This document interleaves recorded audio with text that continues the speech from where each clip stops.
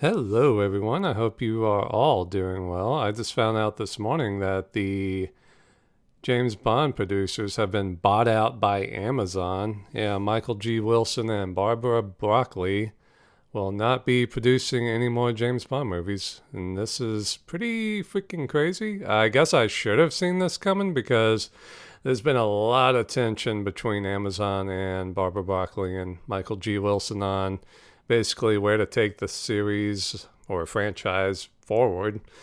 Yeah, so I think even Barbara, like last year, said that the executives of Amazon are effing morons or something. So now I'm not the biggest fan of Barbara Broccoli. I think the last couple of James Bond movies have been not so good, and I think she has a lot to do with that. I mean, I like the Daniel Craig era. I mean, Casino Royale is my third favorite James Bond movie of all time. I love that movie. Excellent, excellent movie. And Skyfall is pretty good, even though I feel like Bond kind of screws up a bit here and there. I mean, the bad guy technically wins at the end, so eh. But I mean, Spectre was kind of garbage. I mean, my God, did they ruin Blofeld? Like, oh my God, cuckoo, cuckoo! Like that is maybe the worst introduction of a villain in movie history. And No Time to Die, I saw that in the theater, and it just, yeah. Just a lot of decisions they made with the most recent ones I just haven't liked. And how are they ever going to come back from killing Bond? Spoiler alert. I mean, you killed him and closed the book literally on his character in the last movie.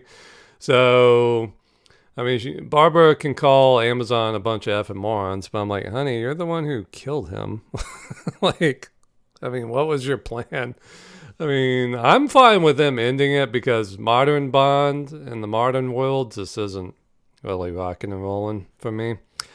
They have people have been talking about, well, just do a reboot, put it back in the 1960s like the books, and have it be the Cold War and everything. I think that would be really cool. Like get a young 30-year-old, or just get Henry Cavill. I'm a Henry Cavill guy. Just have him do Bond. I mean, come on, do Bond for like 15 years. Yeah, it's so stupid they haven't done that. But maybe because he's doing a Warhammer show with Amazon, maybe they can grab him. I don't know. But it's just stupid they haven't done that yet. But yeah, I mean, the future of the series or the franchise, I'm just like, I mean, I do not like Amazon. I mean, look at what they've done with other IPs. I mean, my God, Rings of Power? That's an abomination. My God. Yeah, I think I lasted about 3 episodes on that show, and I was like, man, this is really bad. The costumes are pitiful. The writing is like the stuff of nightmares for screenwriters. I mean, it's just bad. And they're really trying to make it look good, but it's just really bad. Now, I know that there are people who like the series, you know, good for you, whatever. But for me, it's embarrassing.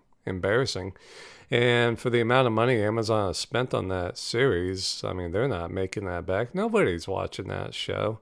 Nobody's watching that show. And if it wasn't for Jeff Bezos's ego, I don't think they would be doing a season 3. I think they're working on that right now. So, judging just from that alone, yikes. Yeah. I think the Reacher TV series is supposed to be pretty good. I think people liked season 1.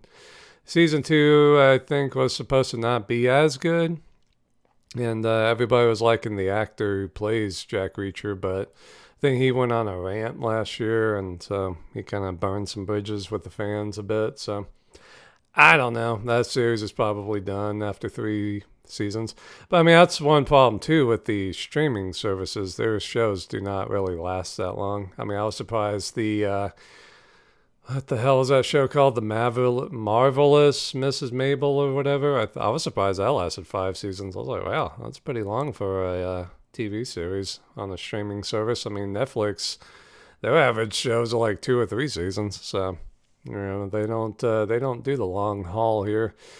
And so, yeah, basically everybody's like, oh God, Amazon's going to do to James Bond what Disney did to Star Wars. They're going to make a bunch of crappy movies with horrible TV shows and stuff. And yeah, that's probably that's probably what Amazon is going to do, but I don't know. I mean, we'll see. I mean, where do you go from No Time to Die? I mean, that's the thing. Yeah, and I guess to go back in time a bit, this all kind of started a couple of years ago. I think MGM Studios were the owners and the producers of the James Bond franchise, and Amazon bought them. And basically, when you buy a movie studio, you're not just buying a movie studio's ability to produce and make films, you're buying their entire catalog of movies and TV shows that they own. So when Amazon bought MGM, they also bought the James Bond movies. That's why if you go on Amazon Prime, you will always see the James Bond movies on there because Amazon owns them. And I'm not entirely sure why Amazon bought MGM. I don't know if they were trying to get their movie making capabilities for their own TV shows and movies, or they just wanted to buy their catalog. Maybe they wanted to buy MGM just to get the James Bond franchise. Because if they had tried to buy the James Bond franchise from MGM would have been like, all right, you're going to have to pay us a lot for this. So instead, they just bought the whole thing, you know. It's kind of like what Disney did with Fox. Disney bought 20th Century Fox. So they own everything that Fox has produced. All the movies, the Star Wars movies, all the old movies, even their TV shows like The Simpsons. That's why The Simpsons are on Disney Plus, which is pretty crazy considering all the jokes The Simpsons have done towards Disney over the decades. So it's kind of weird, but that's how corporations do things. You know, they just buy each other out. It's kind of meaningless because that's the thing. Amazon didn't make any of these movies. They have no invested interest in these movies or franchises or IPs other than sucking them dry like a vampire and getting as much money out of them as they can. Why do you think Disney is doing that to Star Wars? Let's just produce Star Wars content. Doesn't have to be good. Just get it done. Go, go, go, go. But Disney is being very stupid. I mean, The Acolyte was a huge failure for them. They spent hundreds and hundreds of millions of dollars on that and probably lost hundreds and hundreds of millions of dollars on that show. And God only knows how much Amazon has lost on The Rings of Power. That's possibly the most expensive TV show in history. And they're just losing hundreds of millions of dollars. But because of Disney's amusement parks and some of their successes here and there, like Moana 2 and stuff, and you know, they can kind of absorb those losses. And same with Amazon. I mean, Amazon, hello. They're making their money by selling you stuff. So they don't really have to worry about money too much, but yeah. But yeah, I'm pretty concerned, but I would have been concerned anyway because I don't really have any faith or confidence in Michael G. Wilson or Barbara Broccoli. So I don't know. I mean, if you go back through, and I'm a huge, huge James Bond fan. I mean, ever since I was like 8 or 9, I think. I've been a huge James Bond fan because back in the day, back in the late 90s, there was a TV channel called TBS. I'm not even sure if it's still around or not. But every November, they would do a special thing where they would have 007 November, in which case they would take, at the time, I guess it was about 19 or 20 James Bond movies, and play them over and over again 24/7 for the entire month of November. So as a kid, that's how I got to see all of the James Bond movies. Because, I mean, it could be 3 p.m. in the afternoon. Oh, The Man with the Golden Gun is on. I haven't seen this. Let me watch it. Or it could be 2 a.m. Oh, Golden Eye is on. Let me watch that, you know. So that was very cool and very fun as a kid, getting to do that. So that was a fast way to go through the movies, too. Because, I mean, after a week, you've seen pretty much all of them.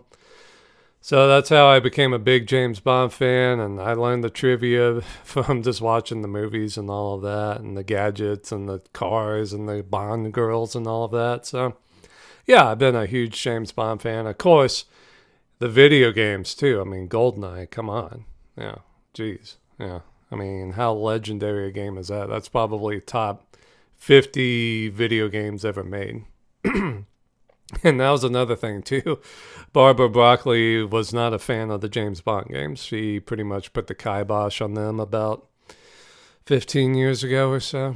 And that's hilarious considering how important a lot of those games have been.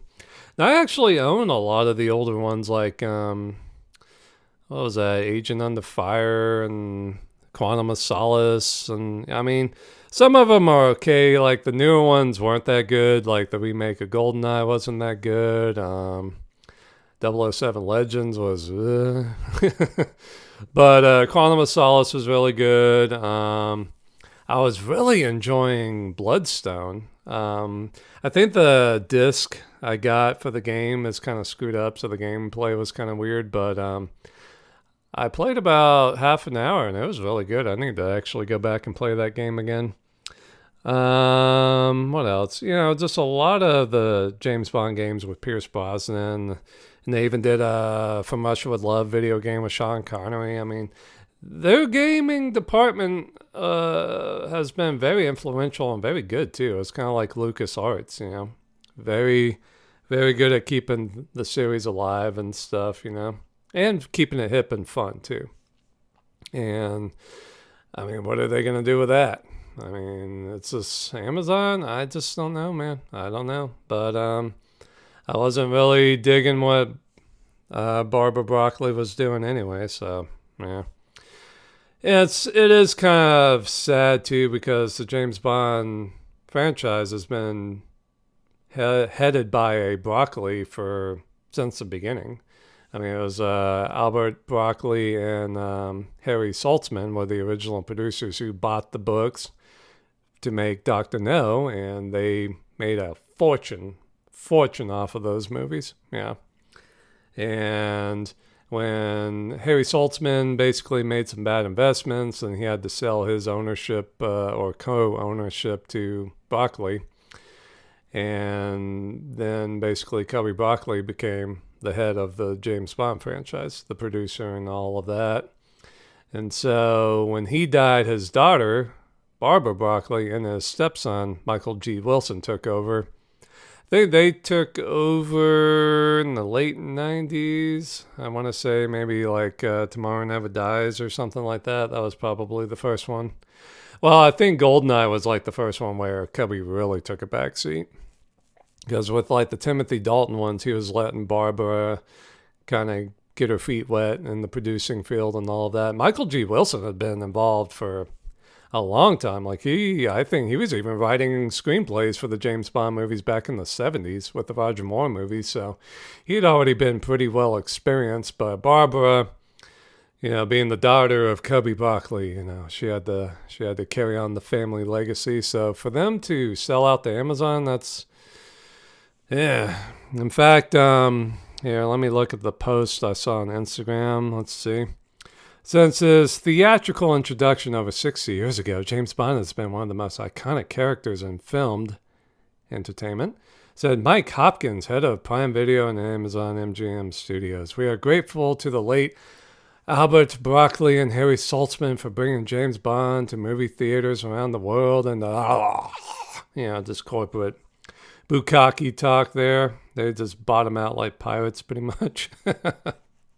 Yeah, they're like, we're tired of dealing with you here. Here's your money. Go away now.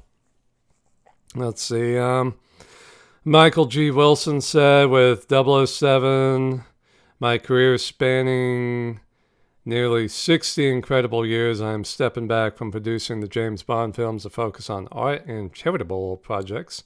Therefore, Barbara and I agree it is time for our trusted partner, Amazon MGM Studios, to lead James Bond into the future. I'm like, man, they must have paid you a lot to have you say that. My God. Let's see. Barbara said, my life has been dedicated to maintaining and building upon the extraordinary legacy that was handed to Michael and me by our father, producer Cubby Broccoli. I have had the honor of working closely with four of the tremendously talented actors who have played 007 and thousands of wonderful artists within the industry. With the conclusion of No Time to Die and Michael retiring from the films, I feel it is time to focus on my other projects. Uh-huh. Okay. And what are these other projects, Barbara? And Barbara's out of spring chicken. I mean, she's got to be in her mid to late 60s. I mean, yeah. Oh, and it even says at the bottom here, in 2022, Amazon acquired MGM, including a vast catalog with more than 4,000 films and 17,000 TV shows. Wow. Okay. So, yeah, basically ever since then, Amazon has owned James Bond. Yeah. I mean, when did No Time to Die come out? I know it was like slightly after COVID. So I want to say maybe 2021. So, wow. So, yeah, Amazon actually bought MGM right after that. Okay. Okay. Man, what a. I don't think people realize how close a call No Time to Die was because that movie cost so much freaking money. I think that had a budget of over $300 million. But luckily for them, it made almost $800 million. So it probably broke even. But I mean, that movie could easily have, especially after COVID, that movie could have easily made only like 500 million. And that would have been one of the biggest losses in film history. So they cut it very close with that movie. And so, yeah, I mean, I think the franchise, I mean, if a kind of a crappy movie like No Time to Die can make that much money, James Bond's doing pretty good. Yeah, it's not like it's probably in better shape than Mission Impossible because the last Mission Impossible movie didn't do that great. Yeah, so. But yeah, I mean, we'll just see, man. Like I said, though, Amazon hasn't made any of this stuff. So they're probably just going to suck it dry, get as much money as out of the IP as they can. And, you know, us fans will just have to make do with it. Yeah. It's tricky, though, because, I mean, if they go back to the 1960s, you know, how are you going to keep Bond fresh, hip, and cool, you know? Because that was kind of the smart thing, keeping it going throughout the decades, was keeping it modern, was keeping it, you know, every year we got, ooh, what's the new Bond car? And, ooh, what's the new gadget? The problem is, though, technology advances so fast now that I remember when they were doing No Time to Die, they actually had to do reshoots because the phones and stuff they were using were already outdated. So it was like, damn, yeah. So they got to keep the technology up to date, even with the watches, you know, the Omega watches and everything. Like, yeah, you got to keep this stuff new. So that would be one nice, easy thing going back in time is you don't have to worry about keeping it up to date and stuff. But I don't know. And you know damn well they're not going after any of today's enemies, you know. I mean, granted, back in the day they did. Like, I mean, Die Another Day, North Koreans were the bad guys. I think they handled the Soviets pretty well. Like, they were always kind of making it, there was another group that was really being the villain, you know, trying to get the U.S. and Russia to destroy each other. So I think that was kind of respectable. You know, the movies weren't poking the Soviets in the nose, saying, see these dumb bad guys and stuff. It was really Spectre or a lone Soviet general like an Octopussy and stuff. So I think that was kind of a good way to handle that. There was no reason to poke the bear, you know, literally. So, yeah, I don't know, man. I don't know. Like, I don't see them going after Islamic terrorists nowadays. I don't see them going after the Chinese. I don't see them going after Putin or anything like that. I mean, Tomorrow Never Dies that they go after media moguls, which is kind of funny, seeing how Jeff Bezos technically owns James Bond now. So, yeah, it's kind of, I mean, who are they going to go after nowadays? You know, the last couple of James Bond movies, they were using Spectre as a crutch, essentially. So, I don't know. The thing, too, is who are they going to have play James Bond? I mean, that's a big deal. That is a big deal. I think if they did Henry Cavill, enough years have gone by that I don't think people view him as Superman and stuff. I mean, he was never Superman to me. Superman to me was always and will always be Christopher Reeve. So, I never had that problem. But yeah, I don't know. They gotta get that. They gotta get that right. But it's been kind of interesting their choices of James Bond over the years. I mean, not that many actors liked being James Bond. I mean, if you think about it, I think really only Roger Moore. He loved being James Bond. He loved everything that went around with that pretty much. He was a great ambassador for the franchise and stuff. He worked with UNICEF and, really seemed grateful and honored to be James Bond, which was very nice. I think also Pierce Brosnan seemed to like it too. He tried to be James Bond for forever, like 15 years. He was trying to be James Bond and he finally got the job. And, you go back and look at that publicity picture for him in GoldenEye. I mean, that is James Bond. Just that sophisticated, the style, and even kind of ferocity. He is right then and there. That's the perfect image of James Bond. Yeah, just that suave and all that. Sorry, drinking some water. But then you look at most of the other actors. I mean, Daniel Craig hated being James Bond. Hated it. And I don't know why. I think he just hated the masculinity, the misogyny, I guess. I don't know. His wife is Rachel Weisz, so they're pretty far out there politically and stuff. So maybe she got on his ass. I don't know. But nowadays, he's just trying to get every gay role that he can be and stuff. It's just very, very weird. Yeah. Sorry. It's very dry here. In wintertime, yeah. But so he's trying to overcompensate and it's just weird. So I mean, like I said, I love Casino Royale, like Skyfall, but all the other ones, I mean, Quantum of Solace is maybe the second worst James Bond movie behind Diamonds Are Forever, in my opinion. Those are the two worst ones. So horrible. Spectre, wouldn't even bother wiping my butt with it. No Time to Die. Yeah, so just, definitely we can't go down that route again. Have an actor acting like that. So, I don't think Sean Connery, he was not having a fun time at the end. No. Basically, the straw that broke the camel's back was, You Only Live Twice. He had a horrible time making that movie because they were filming it in Japan and the Japanese were just hounding him. He couldn't even go to the bathroom without fans standing over the stall trying to get his autograph and stuff. It was bad. Just crazy to think because, the Japanese are so reserved and respectful. So that just shows how big James Bond was over in Japan. So, yeah, he had a horrible time. And he also was mad at Cubby and Saltzman because they were making millions and millions of dollars off of these movies. And I think Connery was still stuck in his Dr. No contract. So he was making like $100,000 for a movie that's making, like $100 million. So, yeah, I can understand him being pretty pissed off. And when he came back for Diamonds Are Forever, he made sure he got paid. Yeah, I think they paid him like $1 million or $2 million to come back, which was pretty crazy for the time.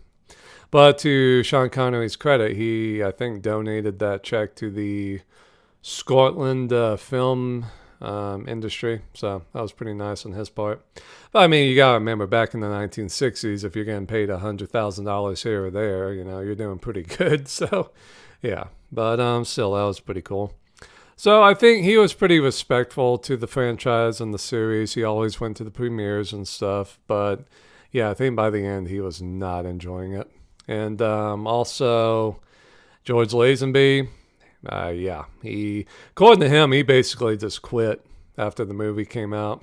But according to Cubby Broccoli and Saltzman, they basically fired him for not cooperating and stuff. So, but I think he had a pretty good time filming on Her Majesty's Secret Service. Like all the Bond girls in that movie, Yeah, Lazenby basically got with all of them, either in orgies or one at a time. In fact, the film crew got so mad at him for that, they actually knocked on his door and left a inflatable sex toy doll saying, "Here's one you haven't had," because he was basically getting every girl on that movie set. So yeah, but he ended up doing all right. I think he's worth a couple of million now. So yeah, who else?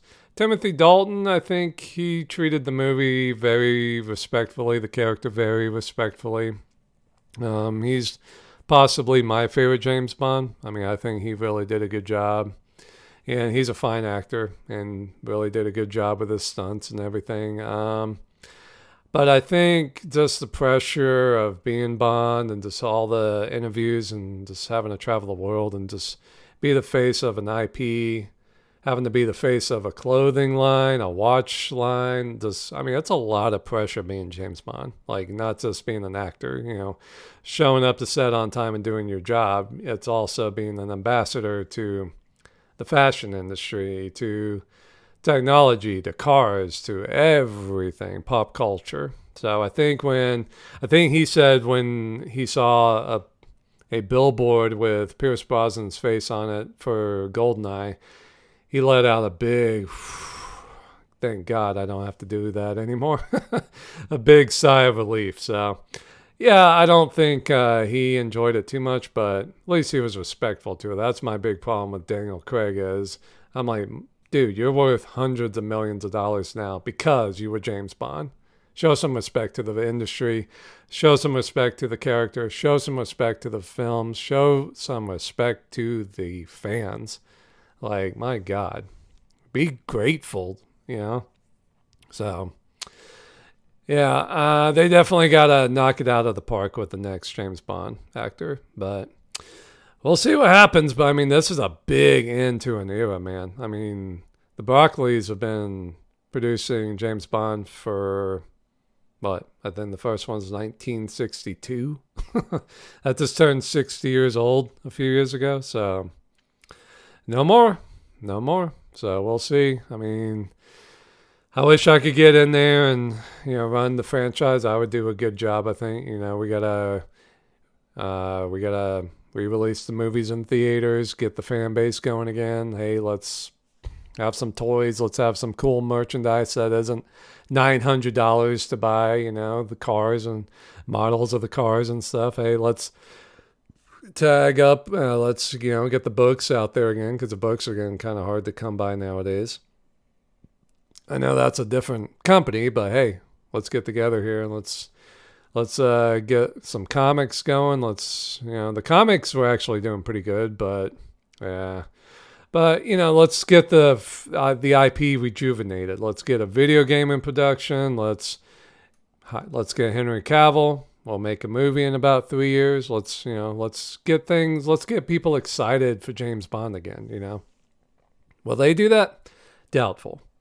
I mean, it's like I wish I could go back to when Disney bought Star Wars, and man, I'd be like, all right, let's get the EU stuff going. Let's get a video game going. Let's get LucasArts going again. Let's rock and roll. And yeah, we all know how that went. But anyway, going forward, I hope James Bond does well. But I'm not holding my breath on Amazon doing the right thing.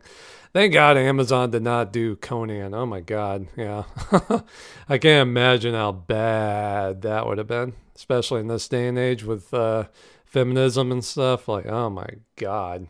They would have made him a ballless barbarian, basically. Like, ugh. With a bunch of diverse friends and stuff. Oh my God. It would have been.